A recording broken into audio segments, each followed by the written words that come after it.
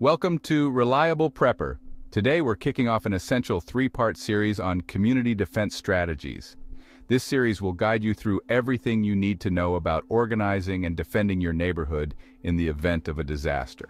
In the first video, we'll focus on pre-disaster preparation and the critical actions you need to take immediately after a disaster strikes. In the second video, we'll dive into long-term defense, organization, and intelligence gathering.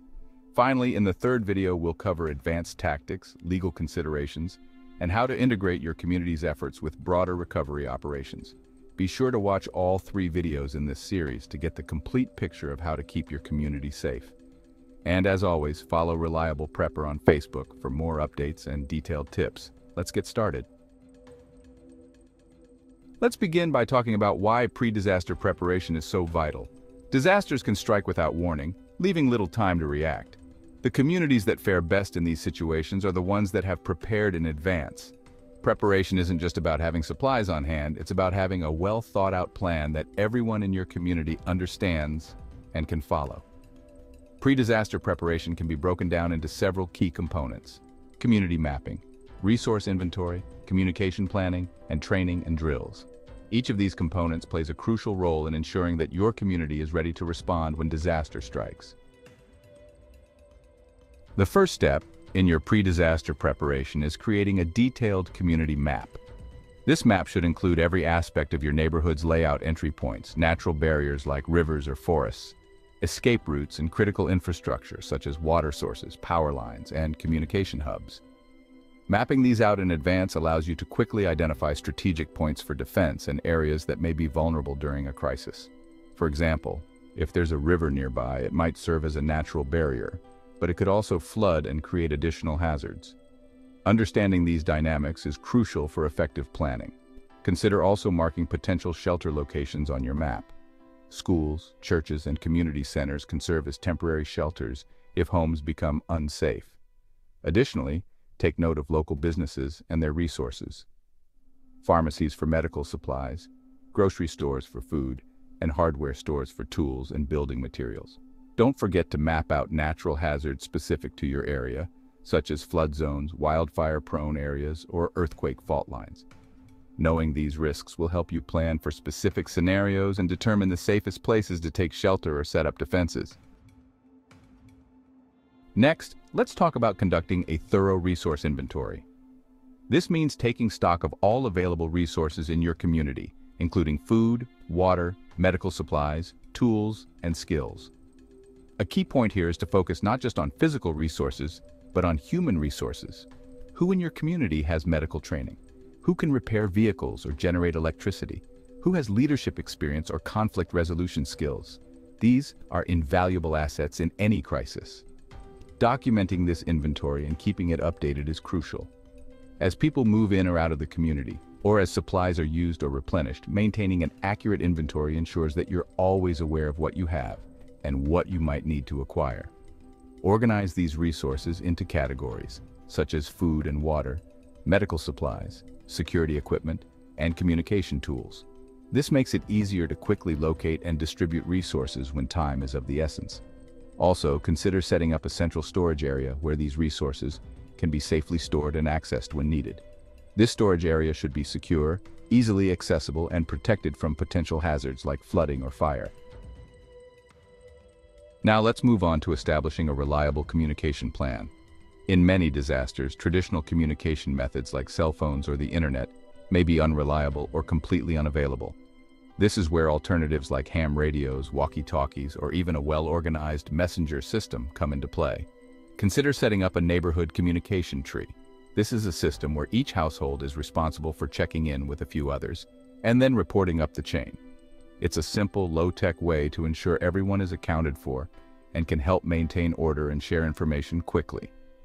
Ham radios are particularly useful because they can operate independently of local infrastructure, reaching across vast distances. If possible, have a few trained operators within your community. And remember, communication isn't just about technology, it's about having a plan. Establish clear protocols for how and when to communicate, and make sure everyone knows them. Also, think about nonverbal communication methods, such as signal flags or flashlights for night signaling. These can be particularly useful in situations where stealth is necessary or when verbal communication isn't possible. Training and drills are the final critical component of pre-disaster preparation. Organize sessions to teach basic skills like first aid, fire suppression, and defense tactics. These drills should cover a variety of scenarios. Media, community drill for natural disaster, intruder alert drill, medical emergency drill in a community, natural disasters, intruder alerts, medical emergencies, so that everyone knows exactly what to do in each situation.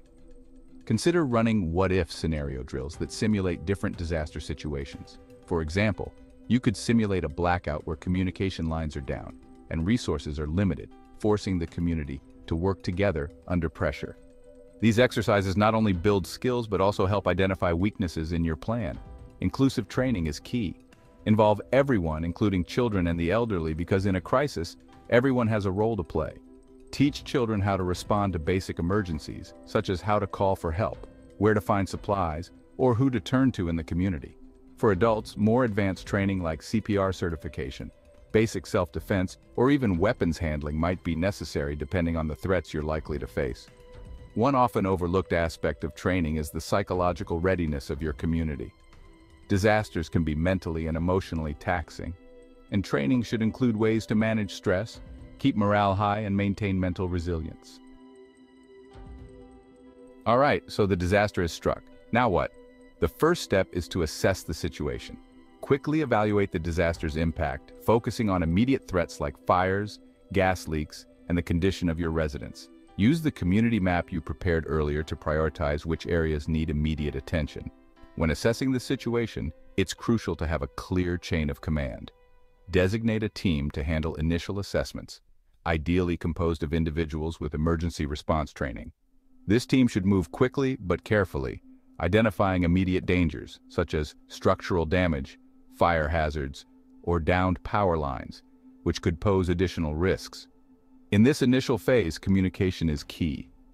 If your communication plan is in place, start using it immediately to gather information from all parts of the community.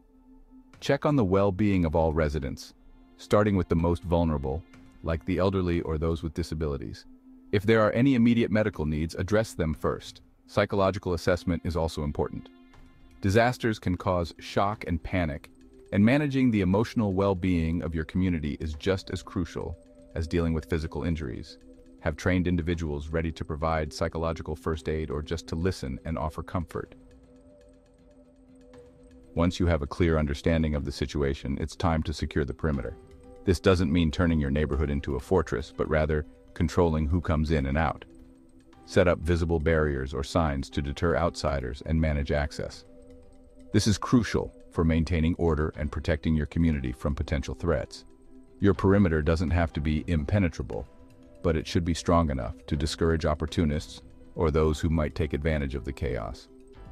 Simple things like roadblocks at key entry points, visible patrols, or even neighborhood watch signs can be surprisingly effective deterrents. However, be mindful of how your perimeter is perceived. You want to project a sense of security without appearing hostile or overly aggressive, especially if there's a possibility of needing to collaborate with neighboring communities. Perimeter security can also include setting up lookout points at high vantage locations within your community. These posts can help monitor for approaching threats, whether it's a group of unknown individuals, vehicles, or even wildlife that might pose a danger. With the perimeter secured, establish a central command post. This is where all critical decisions will be made. It could be a rotating responsibility among trusted leaders or a permanent setup. But the key is to have a central point where information is gathered and actions are coordinated. This will help keep your community organized and focused. Choose a location for your command post that is secure, easily accessible, and has the necessary resources, such as communication equipment and maps. If possible, it should be a place that can be easily defended and is somewhat central to your community for ease of access. Consider also setting up smaller satellite command points if your community is spread out. These can relay information back to the central command and help manage smaller, localized issues, freeing up the central command to focus on broader strategy. Your command post should be equipped with backup power, emergency supplies, and enough space to accommodate the key personnel who will be managing the situation. Keep the command post stocked with essentials like maps, communication devices, and a list of contact information for all community members. Next, let's discuss emergency medical response. Establishing first aid stations is a priority. These stations should be strategically located and equipped with medical supplies, staffed by trained individuals. If your community has a doctor, nurse, or even someone with basic first aid training, put them in charge of these stations. Place these stations in locations that are easy to access but safe from potential hazards, like fire-prone areas or places with structural damage. Each station should have a clear sign and be stocked with essential supplies like bandages, antiseptics, splints, and basic medications. If possible, include advanced equipment like defibrillators and oxygen tanks.